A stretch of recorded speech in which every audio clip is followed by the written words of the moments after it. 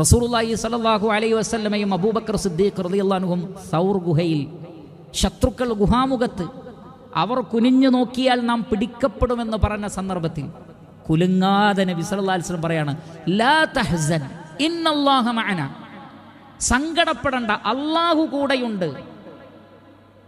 സങ്കടപ്പെടണ്ട, അല്ലാഹു സുബ്ഹാനഹു വ തആല കൂടെയുണ്ട്.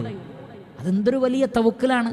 അത്രയും ആളുകൾ ഉണ്ടായിരിക്കെ ഫഅൻസലല്ലാഹ്, നോക്കൂ അവിടെ ഫ എന്നാ പറഞ്ഞത്, ദെൻ, അപ്പോൾ എന്നാണ് അതിന്റെ അർത്ഥം.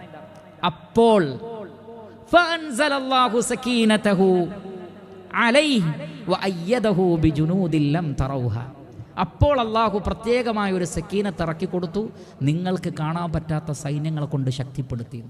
മലക്കുകളുടെ പ്രൊട്ടക്ഷൻ അങ്ങോട്ട് വന്നു, കംപ്ലീറ്റ്.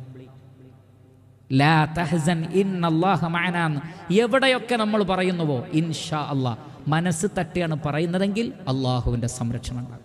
കാണാത്ത സൈന്യങ്ങളെ കൊണ്ട് അള്ളാഹു നമ്മെ ശക്തിപ്പെടുത്തും.